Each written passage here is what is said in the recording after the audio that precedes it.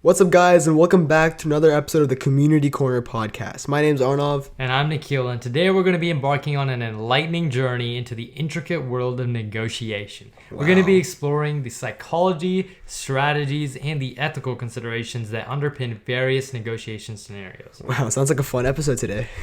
For sure. So, what most people don't realize is that negotiation is both an art and a science, and its understanding its nuances is a valuable skill in both personal and professional lives. Like, in what situation can you not think of where negotiation actually doesn't help you?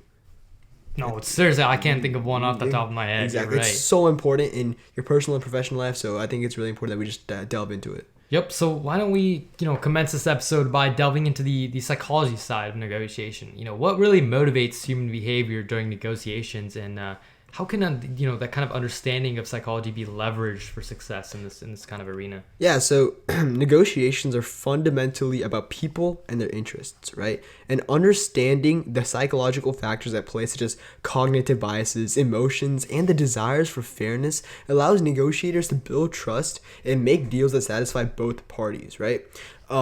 I was reading this book. It's a great book by Dale Carnegie. Mm-hmm. And one of the main things he says about negotiation, getting what you want, is by making sure that the person you're negotiating with is happy out of the deal and making sure that he thinks that it's his idea.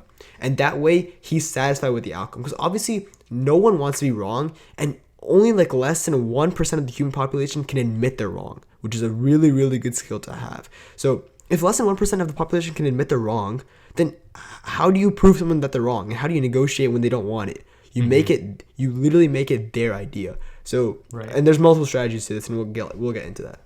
Right. I mean, it's not just psychology, right? I mean, it's a science of strategies, right? And negotiators can really employ a variety of strategies, such as the distributive approach, as well as, where they basically aim to claim as much value as possible, or the integrative approach, where they basically seek to create value for both parties. And I think the choice of strategy really just depends on the specific negotiation context, and also just kind of understanding what the person you're speaking to knows. Maybe they already know these psychology strategies. Maybe you need to try something else new to approach them. And so that's very important to understand. Mm-hmm. I think an interesting aspect of negotiation psychology is anchoring, right? And this is when the first offer in a negotiation can significantly influence the final outcome. So I think a very prominent example of this is when you add a very high starting price, it can lead to a higher final sale price, which just illustrates the power of psychological priming in negotiation. And one real life implication of this is perspective is reality. So when people perceive a certain fake value for something, they'll perceive it as reality. So the NFT boom, right? Who cares about a picture of a bored ape? But when people perceive that the value of it is multiple thousands of dollars, people will buy that and sell it for a higher price. So as long as people perceive the value of something, that's the reality. And we can definitely integrate this into negotiation. For sure. And I think, there's just a lot of depth to negotiation. There's a lot of ways that it could work out in your favor, but at the same time, there's also a lot of ethical considerations, right? It's negotiation is not only about winning, it's about ethics, and some of the considerations you need to take into account is honesty, transparency, and just a commitment to fairness overall.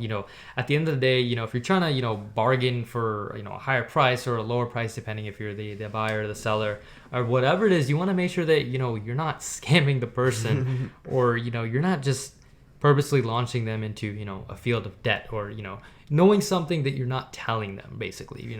That transparency piece is extremely important. Exactly. It's all about how true are you to the person you are, like the character you are.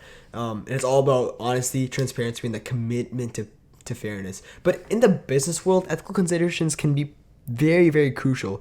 For example, in supplier negotiations, a company's commitment to ethical sourcing practices can impact its reputation and relationship with stakeholders and the consumers, which can very, very much volatilize the stock, the revenue growth, all that stuff. So this choice to negotiate ethically can have far-reaching consequences if put in the wrong hands or, if unethically negotiated.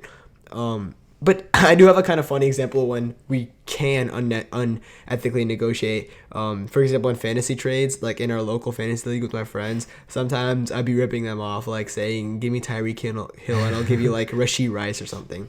And people who have limited knowledge might be do that. But so on those like low scale things where the impact is super minimum, that's okay. But we're not here to promote like non-ethical negotiating. So we just want you to know that when you're negotiating, please keep in mind that people have lives, and it's really important to make sure that it's fair, but at the same time get what you want, and it's okay to embellish a little bit.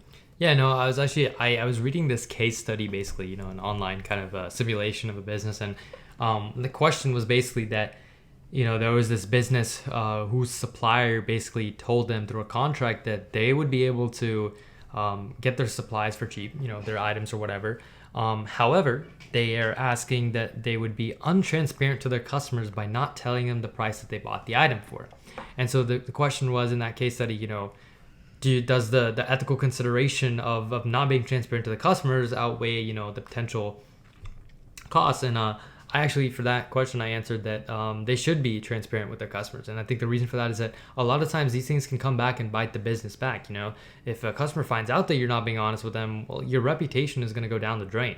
Now, to be honest, whether it's through reviews, through word of mouth, and if it gets really serious, it could end up turning into a lawsuit as well. Mm-hmm. So that's why it's really important to consider the ethicality of things, even from a profit standpoint. It's all about risk and reward, right? Like, for example, if you're unethical, the risk that's involved with it is so big that it could potentially damage your company, versus the reward, which is short-term gratification, which in terms of like long-term profit loss margins is actually not that deep. But in terms of actual negotiating, a very big prominent strategy that people use is win-win, right? And what that means is, I kind of talked about this before, but just going a little bit more in depth into it is after a conversation negotiating, you want both sides and both parties to feel that they got something out of it and it was their idea. Now, how do you do this, right? There's a very prominent strategy called the yes, right? Where you ask a question that kind of relates to it. And we use this in debate too, whether I'm on the debate team. We use this in debate when we're doing cross-examination, or to get stuff out of the person we're cross-examining. So it's a yes theory, where we ask a question and they say yes to it, and then we ask another question and they say yes again. And by the third question, they should lead to the conclusion where they make the offer itself, right? And so what does the yes theory have anything to do with it? Where it's all about psychology. When they affirm to something and they affirm to it again, they're more inclined towards saying yes to the third thing. Just, it's all about psychology. So and they'll start thinking of ideas, and you just kind of put that in practice. And once you can effectively use that in negotiating, it can definitely come to your advantage. For sure. And I think, with that said, there's a lot of things to consider with negotiation, right? I mean, there's just so much to do with psychology that can really be used in your advantage to basically be able to get whatever you want, whether it's from a business standpoint, getting the lowest price, or from a personal standpoint, even if it's as simple as, just getting a pack of gum for your friend, or, a piece of gum, whatever it is. So I think in both facets of business and personal standpoint is something that's really important. But at the same time, to our viewers, we really want you guys to emphasize that ethicality aspect of it too. We don't want you guys going and scamming your friends or scamming business owners or anything like that. Use this to your advantage, but keep that in mind. And with that said, we'd like to put a wrap on this in-depth exploration of negotiation. At this point, we've traversed the psychological, strategic, and the ethical dimensions of this complex art as well as science. And so with that said, we'd like to thank you for joining us today. We hope this episode equips you with valuable insights and tools to navigate the dynamic world of negotiation. Peace.